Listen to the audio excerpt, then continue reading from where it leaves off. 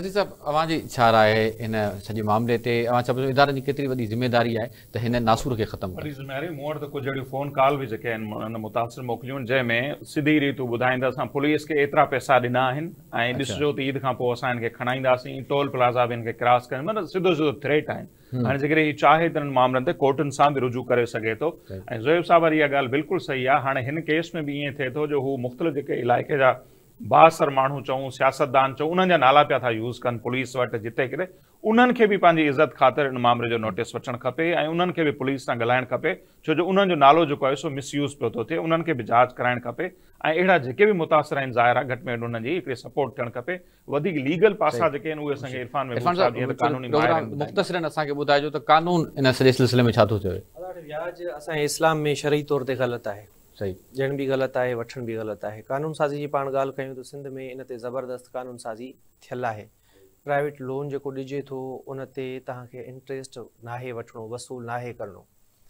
हाणे जेकॾहिं को अहिड़ो माण्हू आहे जेको व्याज ते पैसा वठे थो ऐं बाद में व्याजी उनखे तंग कनि था त मूंखे व्याज ते पैसा ॾिना वञनि, त ॿ तरीक़ा आहिनि। हिकिड़ो डायरेक्ट पुलिस में वञी उन्हनि ते FIR दाख़िल कराए सघे थो, पर हाणे हिन केस में मां उन मामले ते अचां थो, पर हाणे हिन केस में पुलिस रहंदो उन मुतासिर ते ई केस दाख़िल करे छॾियो आहे। ऐं जीअं नसीर साहब ऐं ज़ोएब साहब ॿुधायो त भई इहे पैसा आहिनि ई बासरनि जा, एजेंटनि जे थ्रू जेके इन्वेस्ट कनि था ऐं इन्वेस्ट थियनि था, व्याज तौरु अॻिते वञनि था।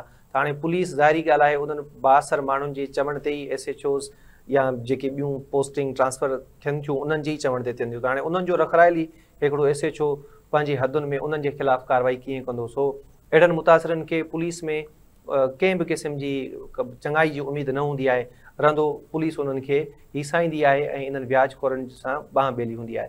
ॿियो पासो हिन जो इहो आहे त हिकिड़ी कोर्ट में सिंपल एप्लीकेशन फाइल थींदी आहे ऐं उन एप्लीकेशन ते ठीकु ठाक सज़ा अची सघे थी जेको माण्हू व्याज ते पैसा ॾिए थो।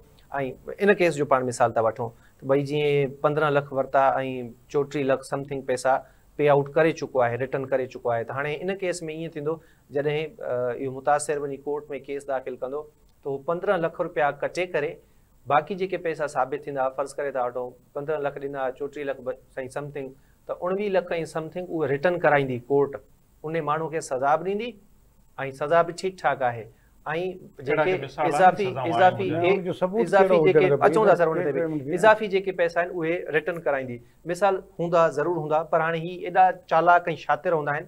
जीअं पाण ई ॿुधायो त स्टैम्प पेपर हिकिड़ो लिखाई त भई मां इन्वेस्ट थो कयां हिन में वापार में, कारोबार में, ऐं उन खां पोइ अच्छा मज़े जी ॻाल्हि इहा अथव पैसा ॾींदा उनजो को प्रूफ न रखंदा। अहिड़े क़िस्म जो वापार भई करे थो, बिज़नेस करे थो, उन में मूंखे नफ़ो ॾींदो, उहो बि इलीगल पार्टनरशिप डीड ठहंदी आहे। स्टैम्प पेपर जी बुनियाद ते पैसा नथा ॾेई सघूं। नंढड़ी शइ छाकाणि हिन मामलो सॼो हले पियो स्टाम्प पेपर ते।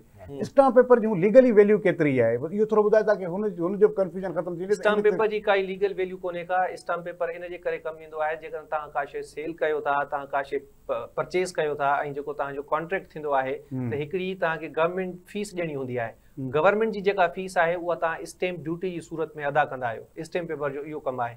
बाक़ी जेकॾहिं कंहिंजो को बिज़नेस आहे, का पार्टनरशिप आहे, त उहो तव्हांखे हिकिड़ी डीड ठाहिणी पवंदी, कॉन्ट्रैक्ट डीड ठाहिणी पवंदी। उन पार्टनरशिप डीड ठाहियो था वट एवर जेका बि हिकिड़ो डीड ठाहिणी पवंदी, लीगली रजिस्टर थींदी, उहा बि रजिस्ट्रार वटि। उन खां पोइ जंहिं नोईअ जो तव्हांजो कारोबार हूंदो उन खां पोइ उन ते इम्प्लीमेंट थींदो, तव्हां पैसा ॾेई सघो था। बाक़ी जेकॾहिं तव्हां ईअं पैसा ॾियो था त उनजो बि हिकिड़ो लिखत में मुआइदो थियो आहे त मां फलाणे माण्हू खे एतिरा पैसा ॾियां थो जेको हिन शेड्यूल तहत मूंखे वापसि कंदो। इहो जेको स्टैम्प पेपर आहे इन जी काई लीगल वैल्यू कान्हे का। बाक़ी हाणे इन जे ख़िलाफ़ जेको चेक बाउंस जो केस आहे 489F जो 3 साल इन जी सज़ा आहे। इहो बि केस जेकॾहिं अॻिते हलंदो उन जा बि वरी पैरामीटर्स आहिनि,